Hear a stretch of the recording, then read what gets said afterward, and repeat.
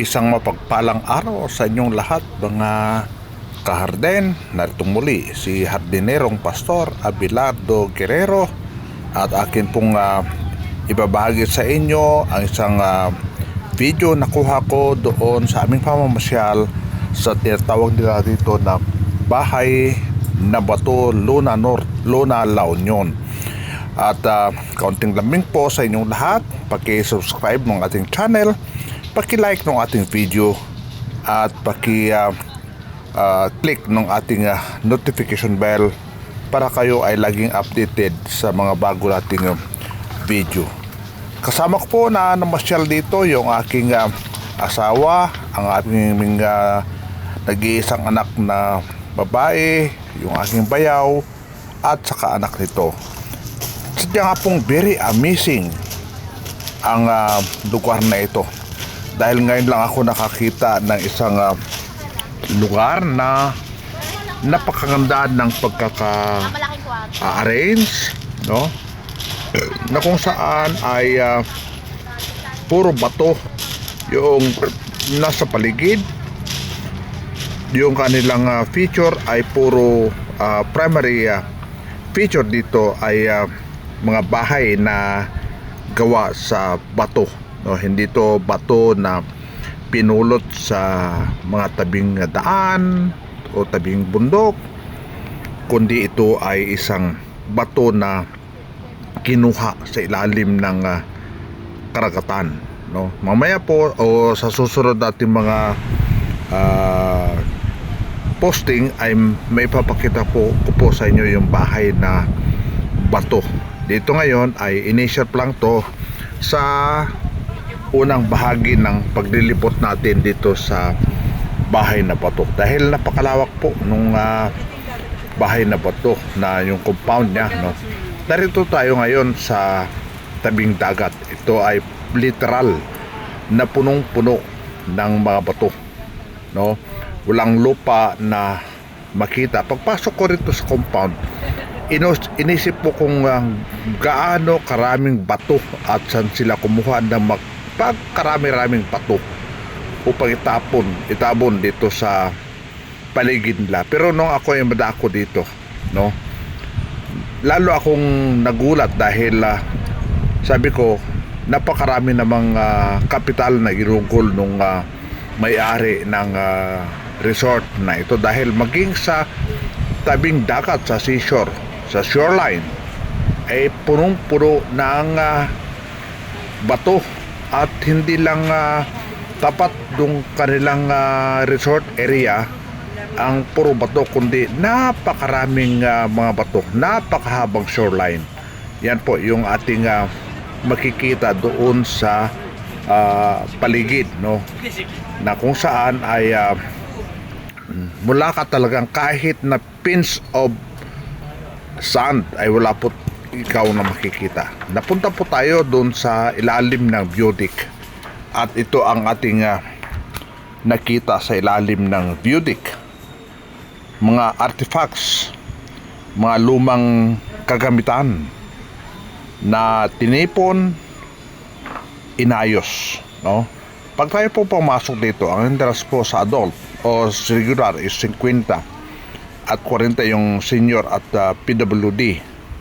Lahat na po yan ay atin na pong makikita. Wala na pong bayad dito sa pagpasok sa kanilang museum. Yan po, mga lumang kagamitan, magpapaalala sa atin sa nakaraan kung ang mga bagay na ito para sa iba o para sa karamihan sa atin, ito ay wala nang pakinabang, marapat na lamang itong itapon. Pero sa kanila, mataimtiman nilang at maingat nilang inipon, nilagay sa isang lugar at para makita at maalala noong mga nakaranas na gumamit ng mga ito at makita ng mga bagong henerasyon kung ano ang gamit nung unang panahon. Yan po, napakainam, no, napakaganda. Wala kang makikitang tinipon na mga bagong gamit dito, puro luma. Yan, pakipasa po natin, napakaganda po niyan, oh. Yan, kinuha po natin, sinadya po nating tingnan para nang sa ganun ay maalala po natin. Yan, tinipon, may ingat na tinipon at inayos para sa paningin o pananaw ng marami, mapakita, mapanood ng marami sa atin. Ano po mga gamit nung carpentry nung unang panahon, nung wala pang cleaner, nung wala pang mga modernong gamit ang mga karpentero. Ayan, ang ganda.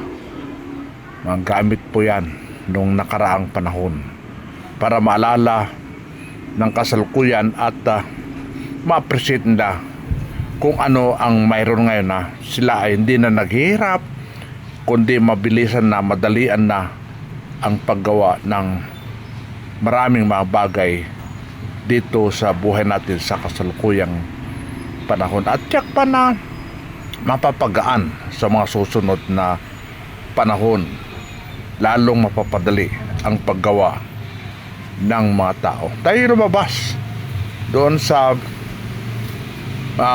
bahay na yun, doon sa museum na yun, upang makita kung ano pa yung nasa paligid ng museum na yon, no? Na-miss tayo dahil yung mga natural vegetation doon ay hindi nila pinagpuputol.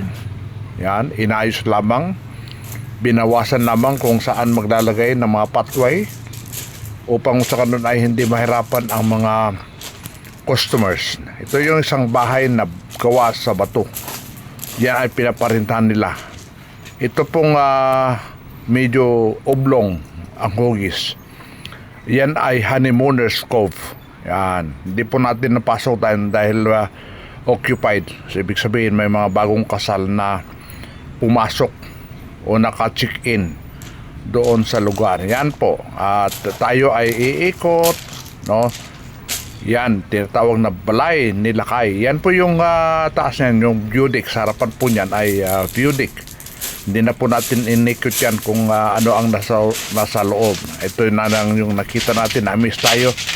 Yung kanilang table at upuan ay sadyang matibay na kahoy, no? Pinorma at inayos. Yan, papunta tayo sa likod at dito pa marami pa tayong makikita dito sa likod ng museum. Na tinitingnan pa natin yung paligid. Tinitingnan muna natin yung paligid ng museum bago natin tutukan yung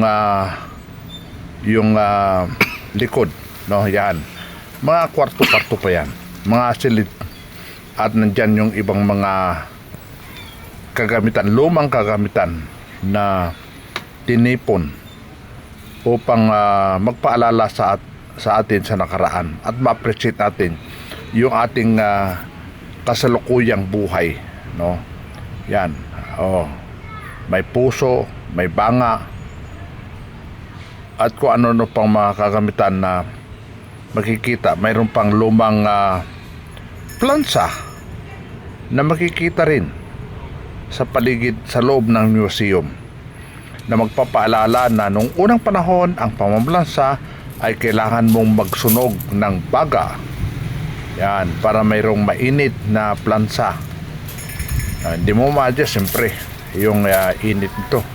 Yan, mga bato na inukit at pinormahan upang maging attraction sa marami sa atin.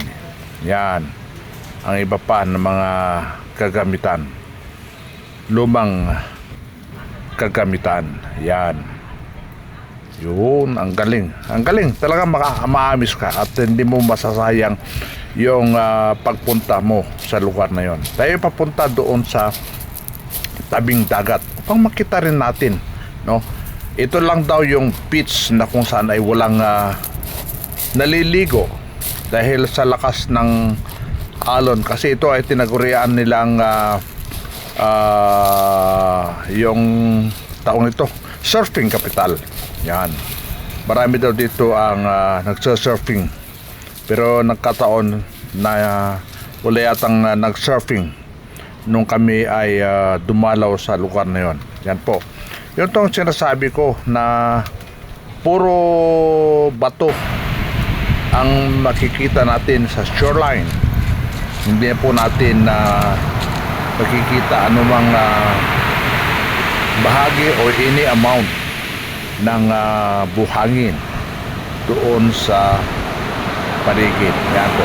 Hindi na po ako magsasalita para sa ron marinig natin ang lakas-las ng alon sa tabing dagat.